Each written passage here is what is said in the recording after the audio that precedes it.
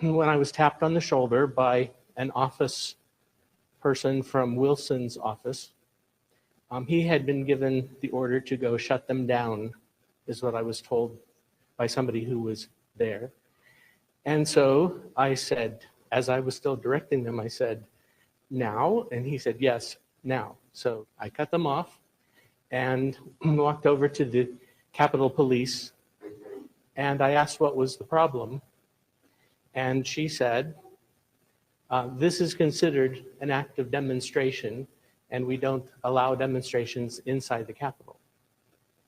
So I said, we're not demonstrating, we're simply singing the national anthem. And she said, well, that's an act of demonstration. And I incredulously said, singing the national anthem by a group of children is considered a demonstration? And she said, yes, can't let you continue. So a little bit after that, she said, this also could offend. I told them I thought this was wrong. And I said, to think that singing the national anthem in the capital of our country is not allowed is offensive to me. And she said, well, there were people who were offended. Subversion is the term, if you look in a dictionary or criminal code to that matter, usually is explained as a part of activity to destroy things like religion, government system, political, economical system of a country. And usually it's linked to espionage and such romantic things as blowing up bridges, sidetracking trains, cloak and dagger activity in Hollywood style. What I'm going to talk about now has absolutely nothing to do with the cliche of espionage or KGB activity of collecting information. So the greatest mistake or misconception, I think, is that whenever we are talking about KGB, for some strange reason, starting from Hollywood movie makers to professors of political science and quote-unquote experts on Soviet affairs, or Kremlinologists as they call themselves, they think that the most desirable thing for Andropov and the whole KGB is to steal blueprints of some supersonic jet, bring it back to Soviet Union and sell it to the Soviet military-industrial complex. It's only partly true.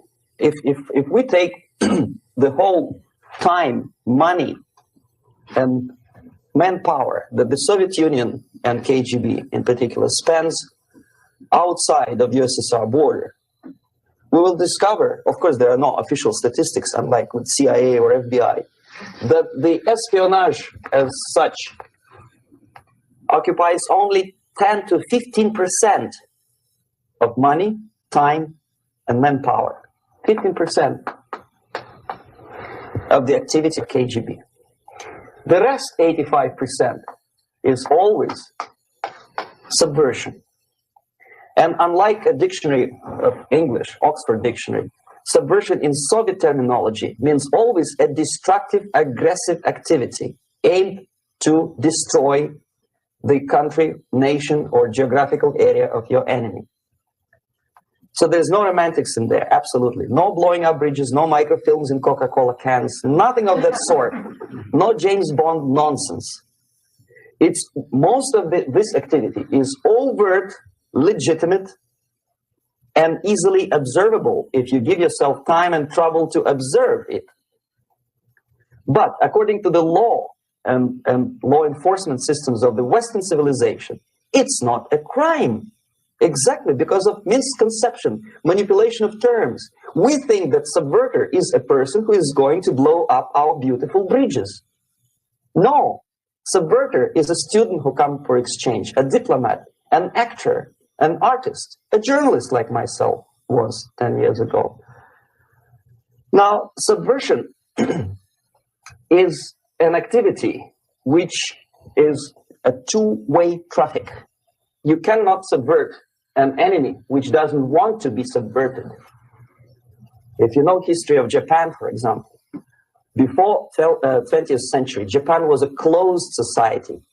The moment a foreign boat comes to the shores of Japan, The Imperial Japanese Army politely tell them to get lost. And if American salesman comes to the shore of Japan, let's say 60 or 70 years from now back, and says, oh, I have a very beautiful vacuum cleaner for you, with the good financing, he says, please leave us, we don't need your vacuum cleaner. If they don't leave, they shoot them to preserve their culture, ideology, traditions, values intact. You were not able to subvert Japan. You cannot subvert Soviet Union because the borders are closed. The media is censored by the government. The population is controlled by the KGB and internal police. With all the beautiful glossy pictures of Time magazine and Magazine America, which is published by the American embassy in Moscow, you cannot subvert Soviet citizens because the magazine never reaches Soviet citizens. It's collected from the newsstands and thrown to garbage can. Subversion can be only successful when the initiator, the actor, the agent of subversion has a responsive target. It's a two-way traffic. United States is a receptive target of subversion. There is no response similar to that one from United States to the Soviet Union. It stops halfway somewhere. It never reaches here. The theory of subversion goes all the way back 2,500 years ago. The first human being who formulated the tactics of subversion was a Chinese philosopher by the name of Sun Tzu.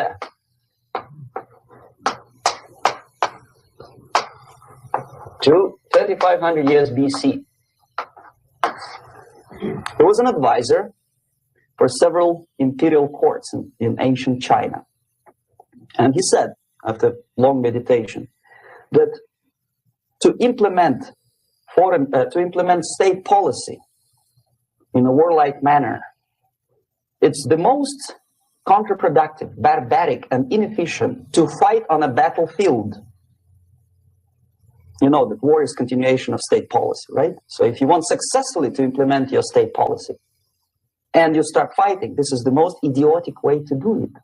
The highest art of warfare is not to fight at all, but to subvert anything of value in the country of your enemy, until such time that the perception of reality of your enemy is screwed up to such an extent that he does not perceive you as an enemy, and that your system, your civilization, and your ambitions look to your enemy as an alternative, if not desirable, then at least feasible. Better red than dead. That's the ultimate purpose, the final stage of subversion, after which you can simply take your enemy without a single shot being fired, if the subversion is successful. This is basically what subversion is. As you see, not a single mentioning of blowing up bridges. Of course, Sun Tzu didn't know about blowing up bridges. Maybe there were not that many bridges at that time. But the basics of subversion is being taught to every student of KGB school in USSR and to officers of military academies. I'm not sure if the same author is included in the list of reading for American officers, to say nothing about ordinary students of political science. I had difficulty to find the translation of Sun Tzu in the library of a university in Toronto and later on here in Los Angeles. But it's a book which is not available. It is forced to every student in USSR. Every student who is taught to be dealing further in his future career with foreigners. What subversion is? Basically, it consists of 4 periods, time-wise. If we start from here and go this way, time, right? This is the beginning point. The first stage of subversion is the process which is called, basically, demoralization. It says for itself what it is.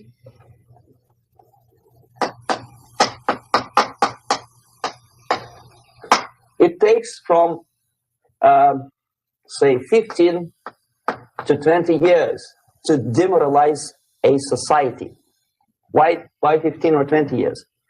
This is the time sufficient to educate one generation of students or children, one generation, one lifetime span of a person, a human being, which is dedicated to study, to shaping up the outlook, ideology, personality. No more, no less. Usually it takes from 15 to 20 years. What it includes? It includes influencing, or by various methods, infiltration, propaganda methods, direct contacts, doesn't really matter. I will describe them later.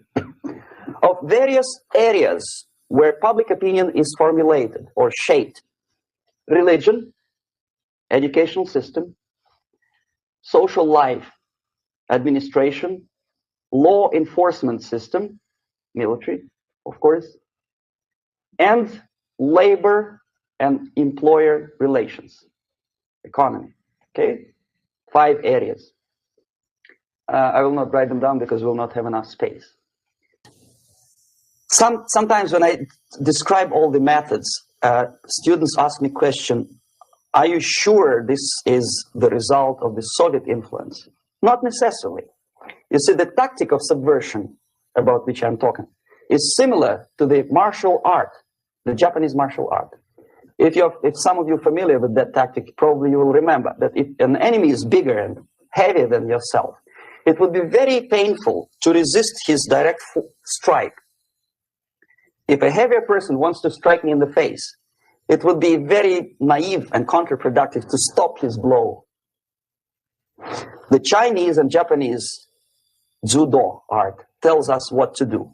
First to avoid the strike, then to grab the fist and continue his movement in the direction where it was before, right? Until the enemy crashes in the wall. You see? So, what happens here? The target country obviously does something wrong. If it's a free democratic society, there are many different movements within the society. There are obviously, in every society, there are people who are against the society. They may be simple criminals, ideologically in disagreement with the state policy, conscientious enemies, simply psychotic personalities who are against anything, right? And finally, there are a small group of agents of a foreign nation, bought, subverted, recruited, right? The moment all these movements will be directed in one direction, right? This is the time to catch that movement and to continue it until the movement forces the whole society into collapse, into crisis, right? So that's exactly the martial art tactic. We don't stop an enemy. We let him go. We help him to go in the direction we want them to go, okay? So, on the stage of demoralization, obviously there are tendencies in each society, in each country, which are going to opposite direction from the basic moral values and principles. To take advantage of these movements, to capitalize on them, is the main purpose of the originator of subversion. So we have religion, we have education, we have social life, we have power structure, we have labor relations, unions, and finally we have law and order. 1, 2, 3, 4, 5, 6. Okay? These are the areas of application of subversion. What it means exactly? In case of religion, destroy it, ridicule it, replace it with various sects, cults, which bring people's attention, faith, whether it is naive, primitive, doesn't really matter. As long as the basically accepted religious dogma is being slowly eroded and taken away from the supreme purpose of religion, to keep people in touch with the supreme being, that serves the purpose. Therefore, replace it, accepted, respected religious organizations with fake organizations.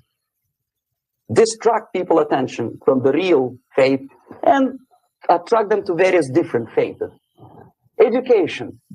Distract them from learning something which is constructive, pragmatic, efficient. Instead of mathematics, physics, foreign languages, chemistry, teach them history of urban warfare, natural food, home economy, your sexuality, Anything, as long as it takes you away. Okay? Social life. Replace traditionally established institutions and organizations with fake organizations.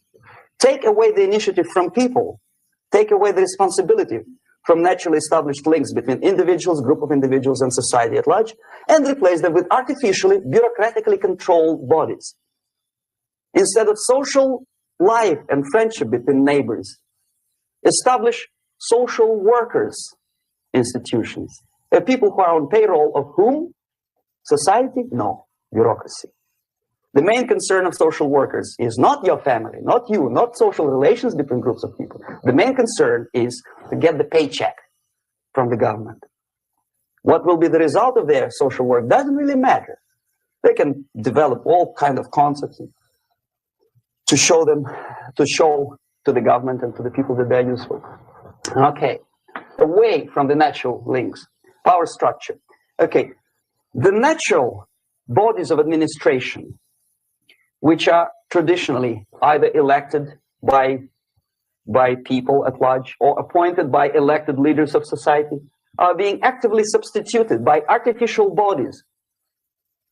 The bodies of people, groups of people, whom nobody elected. Never. As a matter of fact, most of the people don't like them at all, and yet they exist. One of such group is media. Who elected them? How come they have so much power, almost monopolistic power on your mind? They can rape your mind. But who elected them? How come they have a nerve to decide what is good and what is bad for the elected by you, president, and his administration? Who the hell are they? Spiro Agnew, who was hated by the liberal left, called them a bunch of enfeebled snobs. And that's exactly what they are. They think they know. They don't. The level of mediocrity. In a big establishment like New York Times, Los Angeles Times, major television network, you don't have to be excellent journalist. You have to be exactly a mediocre journalist. That's easier to survive. There's no competition anymore. You have your good, nice income, $100,000 a year. That's it. Whether you are better or worse doesn't really matter anymore. As soon as you're smiling to the camera and do your job. That's it. No more competition. Power structure slowly is eroded by the bodies and groups of people who do not have neither qualification nor the will of people to keep them in power, and yet they do have power. Okay. Together with that, there's another process. Law enforcement, law and order organization and structure is being eroded. For the last 20, 25 years, if you see old movies and new movies, you can see that in new movies, a policeman, an officer of the United States Army looks dumb, angry, psychotic, paranoid. A criminal looks nice, kind of, well, he smokes hash and shoots the whatever drug, but basically he's a nice human being. He's creative. And he's unproductive only because society oppresses him. Whereby a general of Pentagon is always, by definition, a dumb, a war maniac. A policeman is a pig, rude policeman. He abuses his power. You know? A generalization like that. The hatred, the mistrust to the people who are supposed to protect you and enforce law and order. Moral relativity. The Angelo Buono process lasted 2 years in Los Angeles. And yet there are still some lawyers who say, look, he's a nice character, as a matter of fact. There was some witness who said, also a criminal, who said, well, he's a nice guy. I asked him one day to burn a house of my enemy, and he wouldn't do it. He's a nice fella. Erosion. A slow substitution of basic moral principles, whereby a criminal is not a criminal, actually. He's a defendant. Even if his guilt is proven, there is still a doubt to kill or not to kill, to be or not to be. Thou shalt not kill, yes. But this line may not necessarily be applicable to a murderer. Thou shalt not murder. That should be the presumption, not that thou shalt not kill. Okay, labor relations. At this stage, within 15 to 20 years, we destroy the traditionally established links of bargaining between employer and employee. The classical Marxist-Leninist theory of natural exchange of goods. A person A has 5 sacks of grain and person B has 5 pairs of shoes. And the natural exchange without money is when they bargain between each other. And only with the introduction of the third force, C, an entirely third foreign stranger who says, no, don't give him 5 sacks of grain, give it to me. And you give me your 5 pairs of shoes and I will distribute it accordingly. So that the economy will go. This is the death of natural exchange, death of natural bargaining. Well, trade unions were established 100 years ago. The objective was to improve working conditions and to protect the rights of workers from those employers who were abusing their right because they had more money. Objectively, at that time, initially, the trade union movement did work. What we see now is that the bargaining process is no longer resulting in the compromise, which is leading objectively to betterment of working conditions and increase of salary. What we see is that after each prolonged strike, the workers lose. Even if they have 10% increase of their salaries, they cannot catch up due to inflation and due to missed time. More than that, millions of people suffer from that strike because economy now is interdependent. It's intertwined like one body. If previously steel workers, say 100 years ago, could strike and nobody would suffer, now it's impossible anymore. If a garbage collector strikes today, the rest of the multi-million city is stinking. I mean, there's no more service. In Quebec, for example, we had the electricians who were on strike in the middle of winter. You can freeze your bottom, and they still were on strike. Did they catch up with the salary? No, they lost. Who benefited? The leaders of trade union. What is the motivation for strike? Improving a workers' condition? No, obviously it's not. Then what is it? Ideology. To prove to these capitalists. And the obedient horde of workers, like sheep, follow these people. And they cannot disobey. Why? Because if they do, you know what happens to them? Pickets, murders, shooting truck drivers by picketers. In Montreal, for example, I saw with my own eyes when I was correspondent of CBC, International, Canadian Broadcasting Corporation, when the workers of aircraft factory destroyed computers and the equipment in the factory. And the administration employed strike breakers. Their cars were turned upside down and burned. Their houses were burned. Their kids were intimidated. And some victims were there. Of that we can be sure. Why? To improve conditions of workers? No. Ideology. Okay, so this is what happens basically. It may or may not happen without the help of the Soviet Union. But the natural tendencies are being greatly taken advantage of and capitalized by the Soviet propaganda systems. How? Whenever trade union strikes, we have influx of propaganda, mass media, ideological dissemination. The workers' right, and we repeat it like parrots. Yes, workers' right. Whose rights? Workers? No. The only freedom of worker to sell his labor according to his own desire and will is taken away from him. By whom? By trade union boss.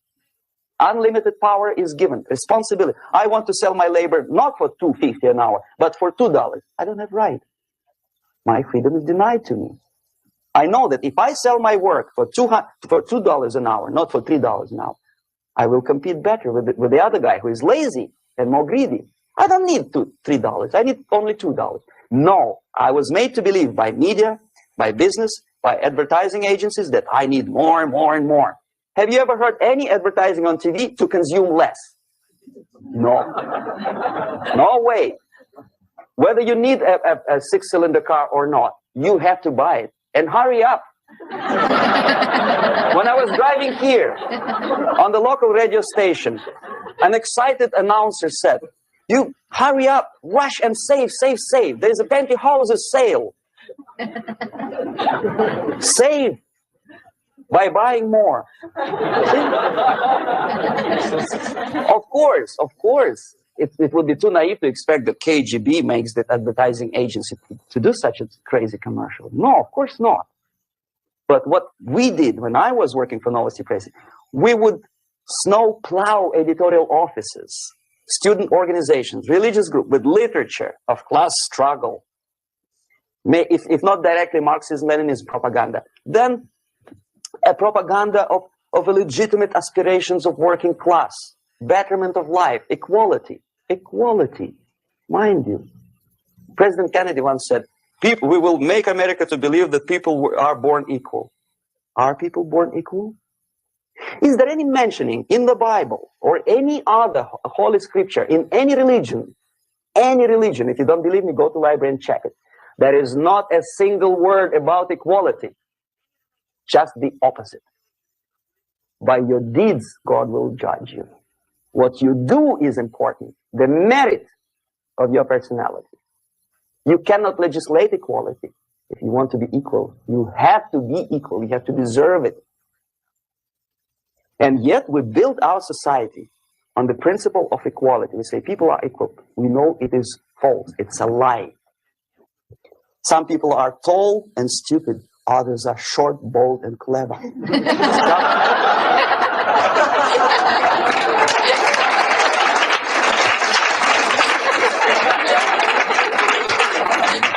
If we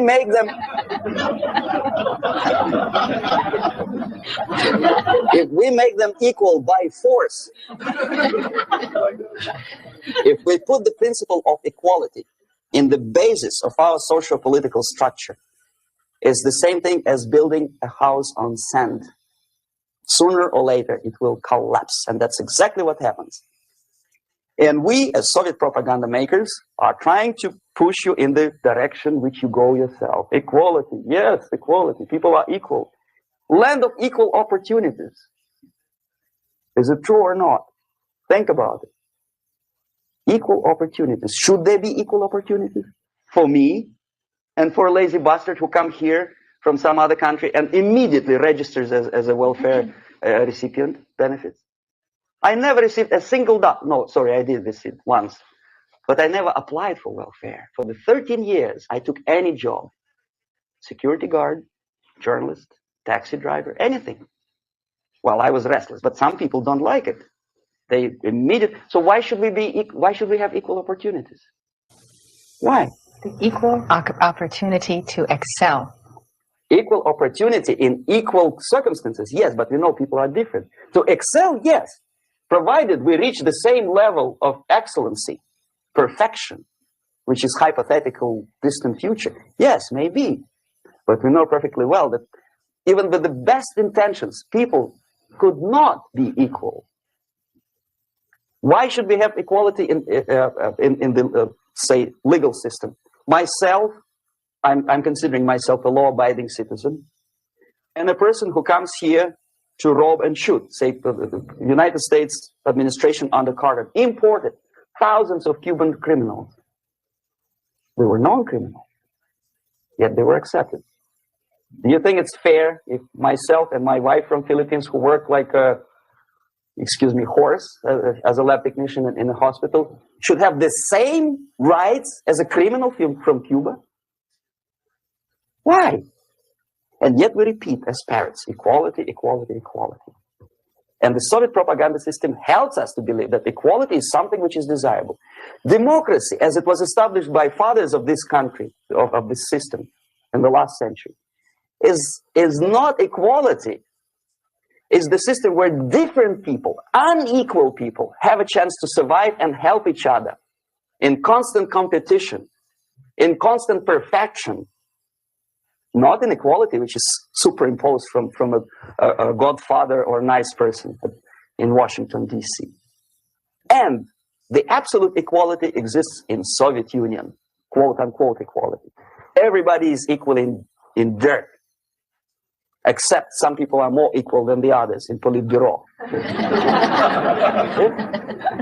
So, the moment you bring a country to the point of almost total demoralization, when nothing works anymore, when you are not sure whether it is right or wrong, good and bad, where there's no division between evil and good, When even the leaders of church sometimes say, well, violence for the sake of justice, especially social justice, is justified in the countries like Nicaragua, El Salvador, well, maybe Rhodesia. And we listen to them and say, yeah, probably it's true. Is it true? No, it is not true. Violence is not justified, especially for the sake of quote-unquote social justice introduced by Marxist-Leninism. That is my former colleague from Novosti Press Agency. Okay, so we reach that point. The next step is destabilization.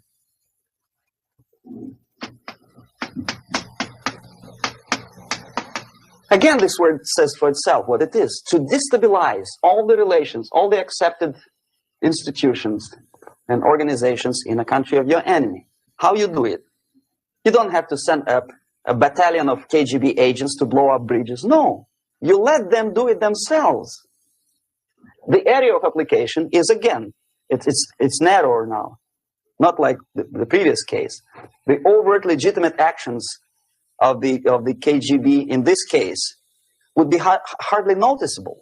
There is no crime if a professor who recently went to USSR introduces a course of Marxism-Leninism in a Californian college, for example. Nobody is going to come to his doorstep and say, okay, mister, come, you are under arrest. No, it's not a crime. It's not even considered a moral crime against your country. So the area of application here is narrowing down to economy, again, labor relations, right? To law and order, plus military. And economy, law and order. Yes, and again, the media, but wider scope, a little bit different. I'll explain you later. Okay, basically 3 areas. Economy, the radicalization of bargaining process. If on that stage we still could achieve theoretically some positive compromise between the negotiating sides with say arbitrary introduction of arbitrary judges, a third side objectively judging the demands of both sides. Here it's radicalization. On the stage of destabilization, we cannot come to compromise even within a family. The husband and wife couldn't figure out which is better. Husband wants his kids to eat at the table, and wife wants a child to roam around the room and drop food all over the floor. They cannot come to compromise unless they start a fight. It's impossible to reach a compromise, constructive compromise between neighbors. Some people say, I don't like you to watering your lawn at that time because exactly at that time I'm walking my dog and he's getting nervous. He cannot pass his bowels, you know. So they cannot compromise. They go to a civil court or something like that. Radicalization of human relations. No more compromise. Fight, fight, fight. The normal, traditionally accepted relations are destabilized. The relations between teachers and students in schools and colleges. Fight. The relations between, in economical sphere, between laborers and employers are further radicalized. No more acceptance of the legitimacy of demands of workers. Unlike Japanese, with the theory Z, if you ever heard about it, where the workers are involved in the decision-making process, therefore they don't have moral incentive to fight their bosses. In the United States, it's just the opposite. The harder is the fight, the better. The more heroic they look. When the Greyhound network was on strike recently, the correspondents of local TV networks all over the United States were approaching the strikers and they say, oh yes, we are doing something nice. They look like heroes and they were proud. There was some family, the husband was bus driver. Now they decided in a protest against the bosses to camp somewhere in the forest. And they were presented to the audience as a heroic, nice people. You see? The violent clashes between passengers, picketers, and the strikers are presented as something normal. 10, 15, 20 years ago, we would be angry. Say, why so much hatred? Today we are not. We say, well, commonplace. Radicalization, militarization sometimes. As I explained on that stage, I took a step a little bit further. shooting people. Okay, law and order now also is pushed into the area where previously people settled their differences peacefully and legitimately.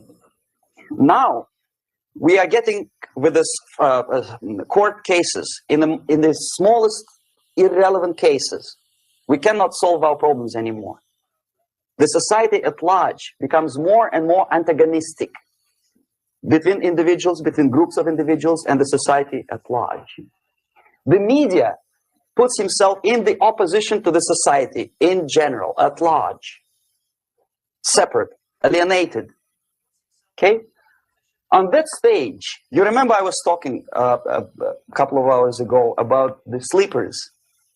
That's when the students from, say, United States, if they are trained in Lumumba University, or developing nations, that's the students I was dealing with, are being sent back from the Soviet Union here. Or if they were already in the United States, in the country, which is the object of subversion, they spring to action. The sleepers go up. They slept for 15 to 20 years. Now they become leaders of groups, preachers, I don't know, public figures. Prominently, they actively include themselves in a political process. All of a sudden, we see a homosexual. 15 years ago, he did his dirty job and nobody cared. Now he makes it a political issue. He demands recognition, respect, human rights, and he rallies a large group of people. And there are violent clashes between him and police, his group and ordinary people, no matter what. It's black against white, yellows against green, doesn't matter where the division line goes. As long as this group come into antagonistic clash, sometimes militantly, sometimes with firearms, that is destabilization process. The sleepers, many of whom are simply KGB agents, become leaders of the process of destabilization. Doesn't mean that Comrade Andropov sends Comrade Ivanov to the United States. The person who takes care is already here. He is a respected citizen of the United States. Sometimes he gets money from various foundations for his legitimate struggle for, I don't know, human rights, women's rights, kid lib, prison lib, whatever. There are sympathetic Americans who donate their money to him. This stabilization process usually leads directly to the process of crisis. In case of developing nations, that's the area where I was active. The process starts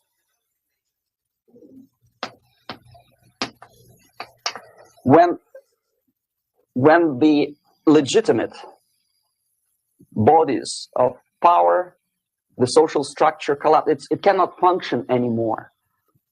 So instead, we have artificial body injected into society, such as non-elected committees. You remember I was talking about them here.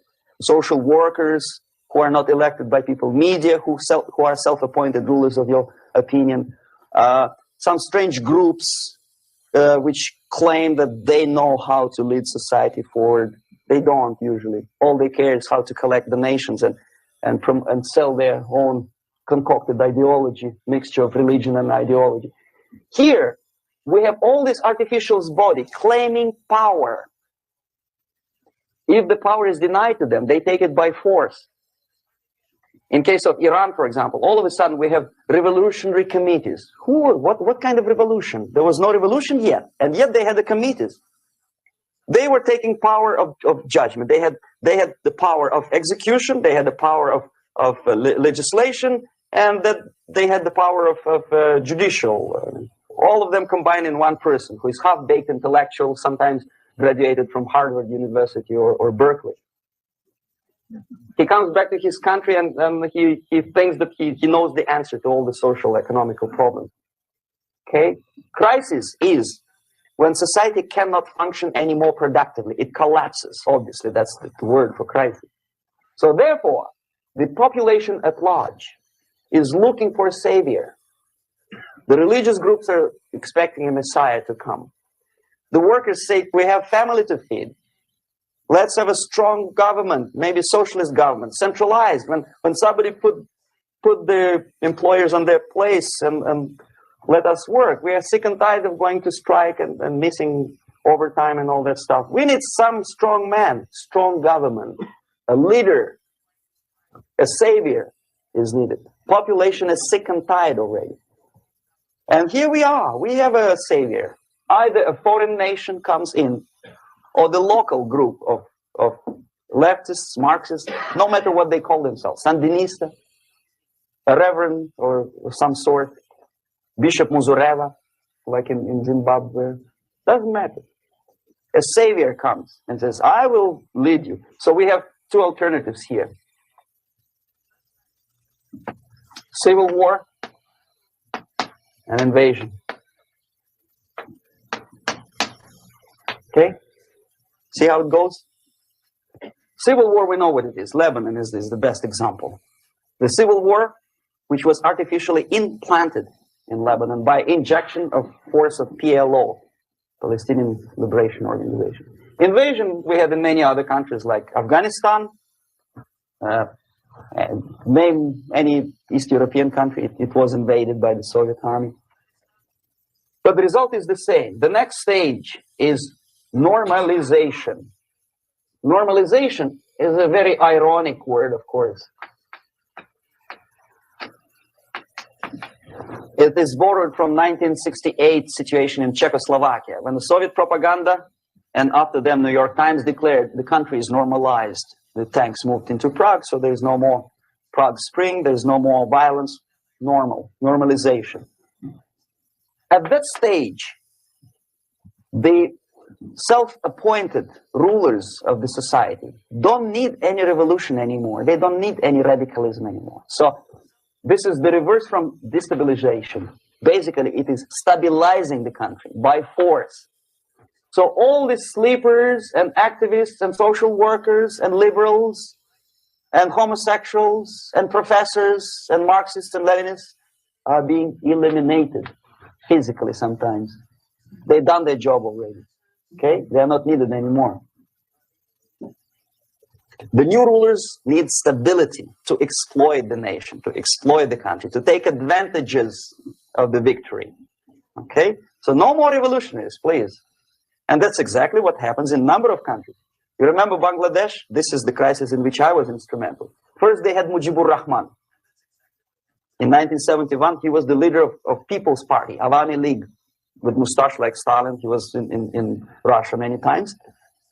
In 5 years, he was shot by his former colleagues, Marxists. He fulfilled his function. In Afghanistan, it happened 3 times. First there was Taraki, then there was Amin, now there's Babrak Karmal. They killed each other successively, one after another. The moment he fulfills his duty, the first one demoralized country, the second destabilized, the third one brought it to crisis. Goodbye, comrades. Babrak Karmal comes from Moscow and put into the seat of power. Same thing happened in Grenada recently. Maurice Bishop, Marxist, was killed by Austin, what's his name, General something, who was also a Marxist. Right? So no more revolutions, please. Normalization now.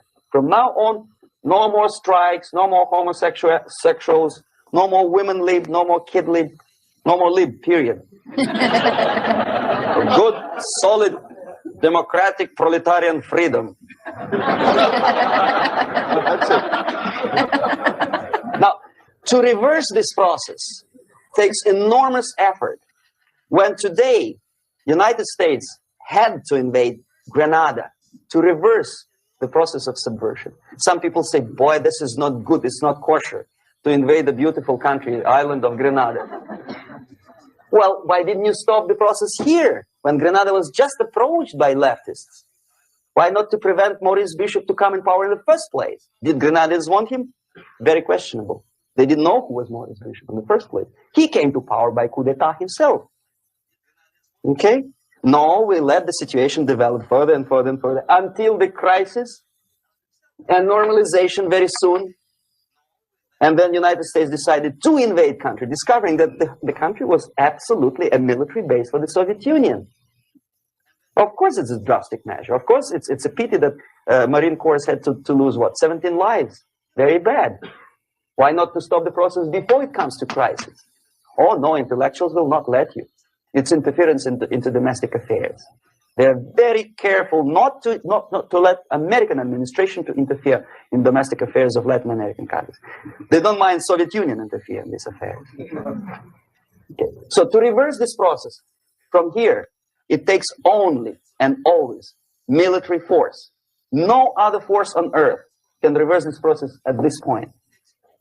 At this point, it does not take military invasion of the United States Army.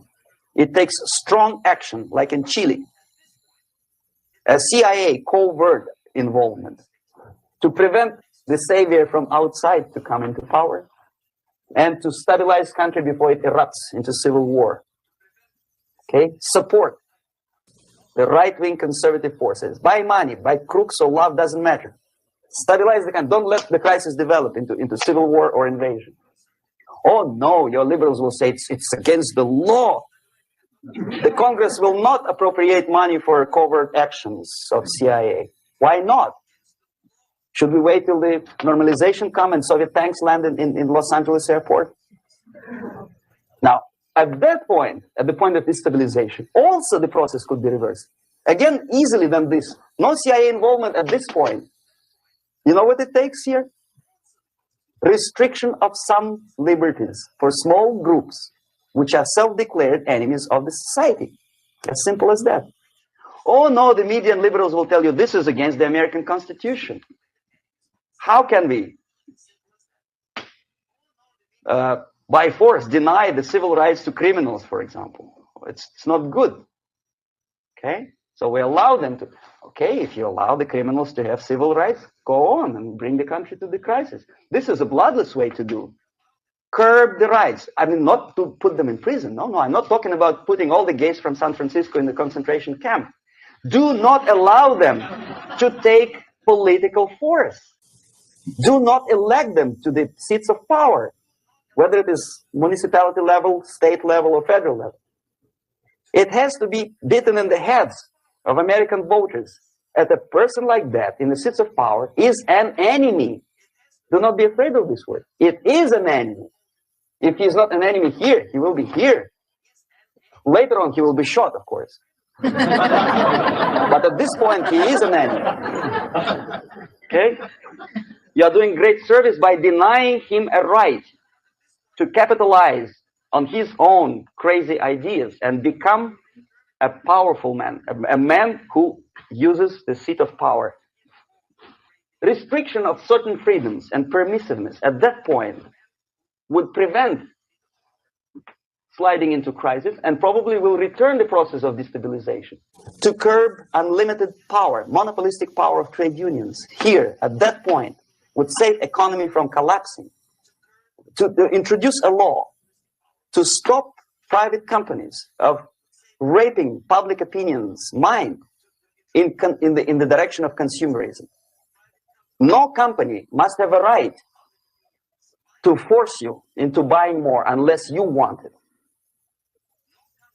There must be a law. You want to advertise your car? Okay. But not a single mentioning of buying it now and saving money. It must be against the law to force people to consume more. Self-restraint. Previously, before this process started, the self-restraint was a business of church, religion. Because our preachers, the fathers of church, would tell us, material values are good, but it's not the prime function of human being. Because you have to live with something. Obviously, the design for our life is not to consume more deodorants. There must be something greater. If such a complicated instrument as human body was created, obviously there must be some higher purpose for that. And it's very easy to avoid destabilization by denying the greedy companies one little freedom, one little liberty, forcing you into turning yourself into processors of unwanted products and goods. They turn you into machines, like the worm who there's inlet and outlet. So, and how long an average appliance lasts these days? Less than a year. Why? Where's workmanship? Well, we want you to buy more. Okay, destabilization process could be easily overcome if, as I say, the society, by its own will or after persuasion by the leaders, will come to the idea of self-restraint. It's so hard, we want to consume more, but you have to.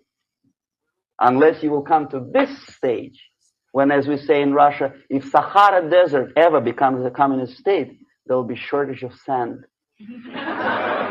So you have to curb your...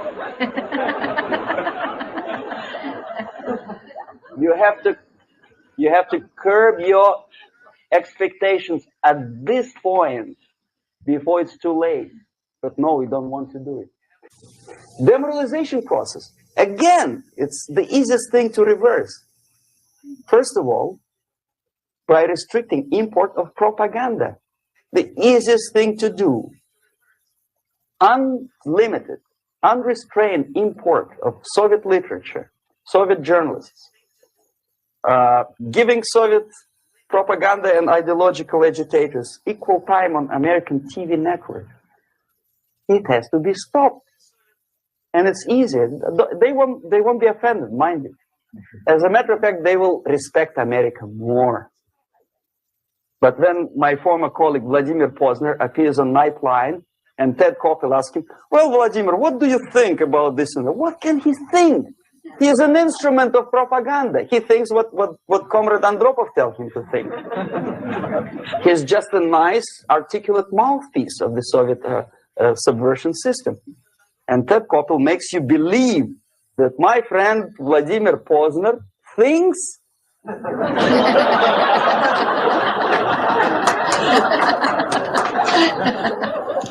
the process of demoralization may not have started at all if at that point the country, which is a recipient of subversion, actively, not violently, but actively, prevents importation of foreign ideology. I don't want America to follow the pattern of ancient Japan. You don't have to shoot every foreigner when it approaches the sacred borders of the United States. But when he offers you a junk in the disguise of very shiny something, you have to tell him, no, we have our own junk.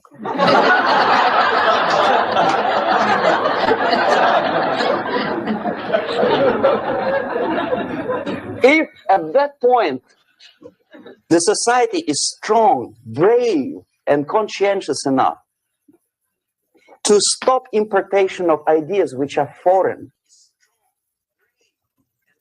then the whole chain of events could be prevented.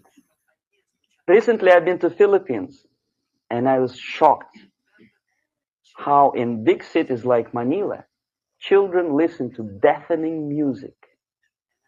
A melodious nation with long traditions of good, nice ethnic music, introduced by Spanish long time ago, maybe 2 centuries, 3 centuries ago, I don't remember how. All of a sudden listen to musical garbage, blasting their radios at full blast, at full volume. Why? In India, I spent many years watching the reactions of Indians walking out of movie theaters after seeing Hollywood production. They couldn't figure out why Americans are so wasteful. They smash their cars, their shiny cars every 5 minutes. How come they shoot each other for $500,000? Is it true that they're so obsessed with sex? Can you imagine showing a movie where each 5 minutes there's a copulation on the screen to a country like India with long tradition of respect to these private matters, or to Pakistan? And United States expect these people to respect you? No way. Oh yes, they will see the movie. They'll pay 5 rupees to see that garbage. But they walk out and will tell their kids, don't respect Americans. Don't be like Americans. See? So, the process of demoralization could be stopped right here both as an expert and as an impert. And that takes one step, one very important thing to do. You don't have to expel all the KGB agents from Washington, D.C. The most difficult and at the same time the simplest answer to the subversion is to start it here and even before, by bringing back the society to religion, something that you cannot touch and eat and put on yourself, but something that rules society and makes it move and preserve it. A Soviet scientist, Shafarevich, who has nothing to do with religion, he is a computer scientist, did a very intensive research on the history of socialist countries. He calls socialist or communist any country with a centralized economy and the pyramidal style of power structure. And he discovered, actually he didn't discover it, he just brought to attention of his readers, that civilizations like Mohenjo-Daro in the river Indus area, like Egypt, like Maya, Incas, like Babylonian culture, collapsed and disappeared from the surface of Earth. The moment they lost religion, as simple as that, they disintegrated. Nobody remembers about them anymore. Well, distantly. So, the ideas are moving society and keeping mankind as a society of human beings, intelligent, moral agents of God. The facts, the truth, the exact knowledge may not.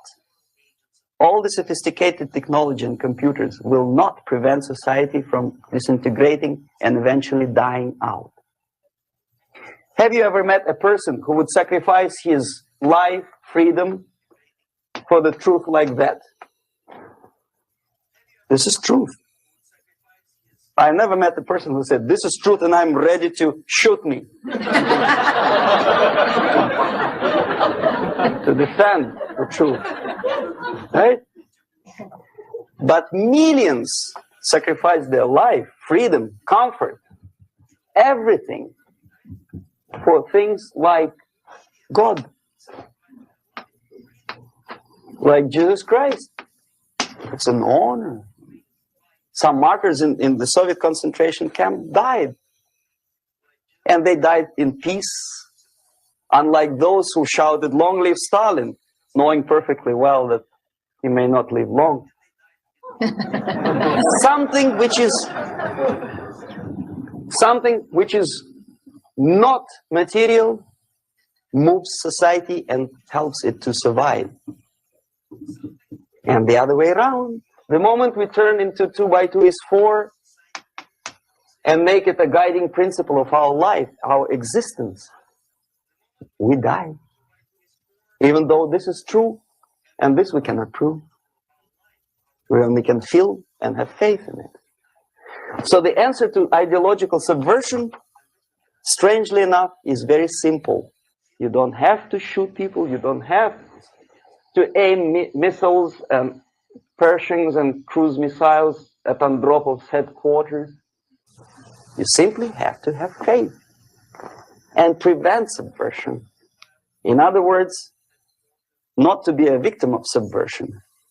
Don't try to be a person who in judo is trying to smash your enemy and being caught by your hand. Don't strike like that.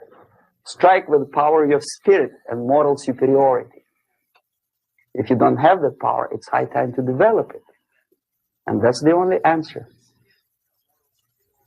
That's it. Thank you.